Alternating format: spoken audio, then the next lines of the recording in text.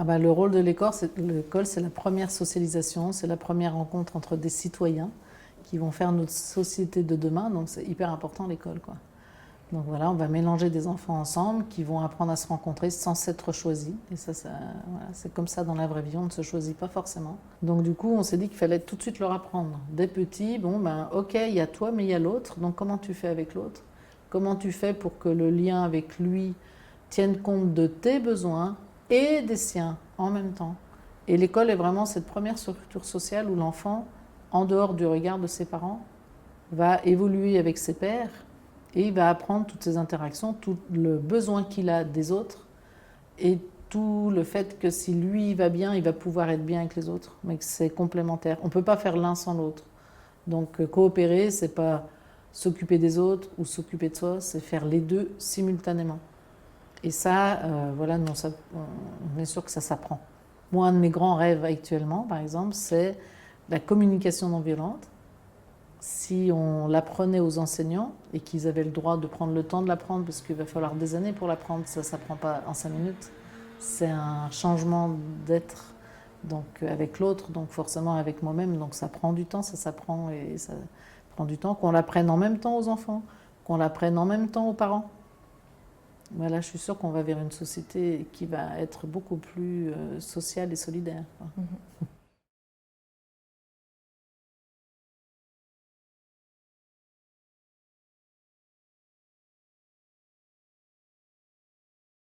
Laissons plus de liberté aux enseignants dans les classes. Aujourd'hui, les textes vont vraiment dans ce sens. Hein. Les textes de l'éducation nationale vont vraiment dans ce sens, sauf qu'on ne nous forme pas.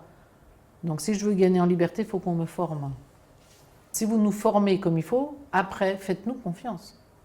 Faites-nous confiance. Un prof dans sa classe, on doit lui faire confiance. Voilà. Et lui, voilà, c'est lui le spécialiste en pédagogie. Donc faisons-lui confiance. Il a appris. Voilà. Et du coup, si tout le monde fait confiance, c'est beaucoup plus simple.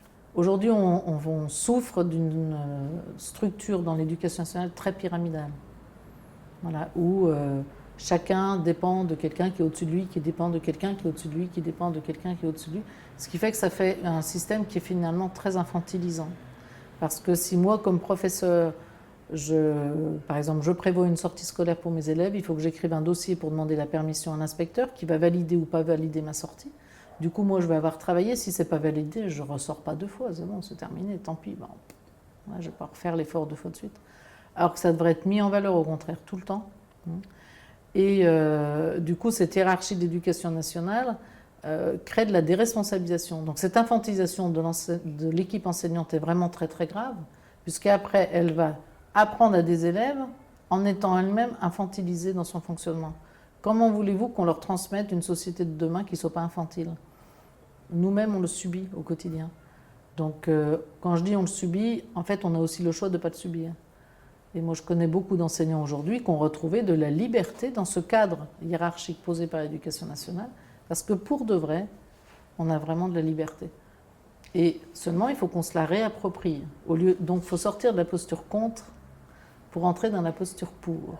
Voilà.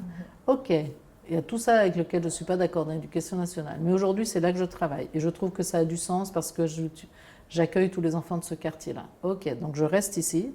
Et pourquoi je suis? Et là, je me rends compte que j'ai de la place pour créer, la place pour inventer. Le tout, c'est que je ne veuille pas absolument convaincre tout le monde que c'est moi qui ai trouvé la bonne solution. Mais non, il y en a plein de solutions différentes. Donc je vais proposer les miennes. Voilà. Et donc vraiment, moi j'invite beaucoup l'enseignant à reprendre le pouvoir dans sa classe, dans le bon sens du terme, vraiment, en se responsabilisant et en osant faire ce auquel il croit.